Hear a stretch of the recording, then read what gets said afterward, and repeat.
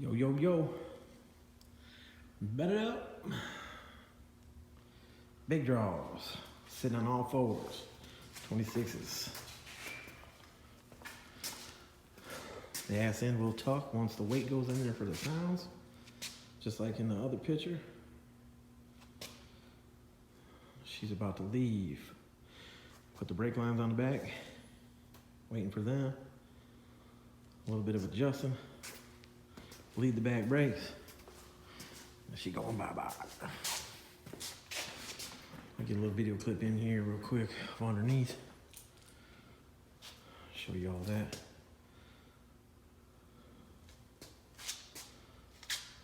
So, be back in a second.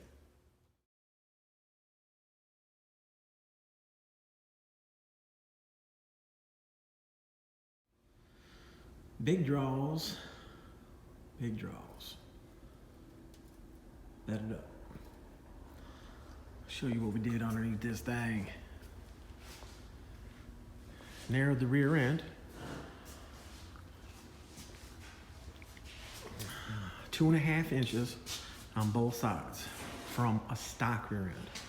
But yes, we changed to a box Chevy rear end, which we only had to narrow 1 inch. But from the stock original rear end to put this 5.5 lip on it, 5.5 inch lip wheel.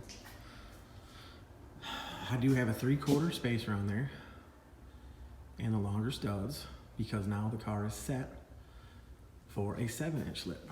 So a 7-inch lip will go right on the car and you take the 3/4 spacer off.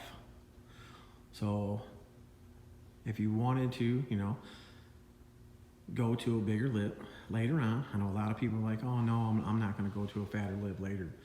But then they do. So if the rear end is already over narrowed or set for a 7-inch lip, then later on, all you gotta do is change your barrels. Or if you got the billet, you just have the billet re-welded. They move the center and polish it back up, whatever. We had a set of rims done like that. We sent them back, had them cut for a different offset. Boom. So anyways, 2.5 inches, both sides. The rotor, from the drum to the rotor, you got an 1/8 inch to a 1/4 inch. So all you guys out there that think a disc brake setup makes the wheel sit in more, you guys are crazy and you didn't do your research. A rotor is thicker than a brake drum. So therefore, you want to narrow a little bit more so that way you make up the difference for the thickness of the rotor.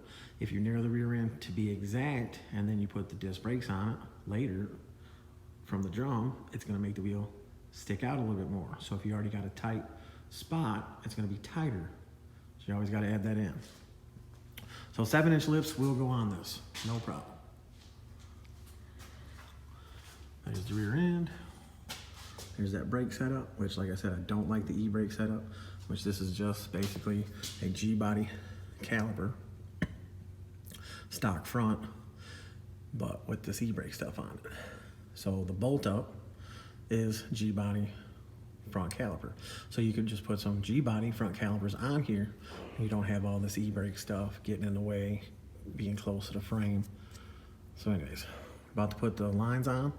About to put the tabs on from the rubber line because the caliper moves to the hard line to go up to the T. Got the double adjustable control arms on it. I gotta jam those. I already squared the rear end. And the car's only got the stock springs, which fine for now. Gotta jam the upper control arms. And put the drive shaft bolts in it. Gotta line up the, there we go. I could line the bolt holes back up, put that in. Got some dust on here. I'm gonna get that off, but whatever. So yeah, disc brakes, narrow, little 1/4 rail frame notch. This is what I call a 1/4 rail frame notch. So, like the backs of G-bodies, you got this one little back section that sticks out more. So that's what I call a 1/4 rail frame notch. And then obviously a full rail frame notch would be the whole rail, front of tire, back of tire, front of car, back of car, would be a full rail notch. This is a 1/4 rail notch. Oh, put a little bit of paint on it. Looks all right. Skirts go right on it. So yeah, that's where we're at, everybody. A little more info on cars, so that way, you know, depending on what size lip you want to go with on these cars. This is 26, fits good, sits down good. Doesn't have a sway bar, so probably be putting an anti-roll on it later, but we'll see. All right, y'all. Bankroll 10, Better Up Customs. I'll get probably some footage of it on the ground, outside, maybe. Appreciate y'all.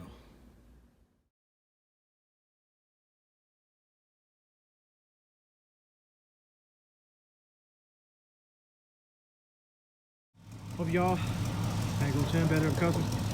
For sale, for sale, for sale. Not on sale. 87 Pontiac Grand Prix. Got a little fuel leak. Brake lines leak a little bit. Bucket seats. Console. Immaculate. Not a rip in the interior. Console. Perfect. Dash. Perfect. Original stereo. 60,000 miles. Headliners pulled a little bit. Glue. Whatever the hell you call it. 305 V8 car. You can see the fuel leaking right there as it runs. Needs brakes, brake lines, and fuel lines. Very, very clean car. I can't even talk to this.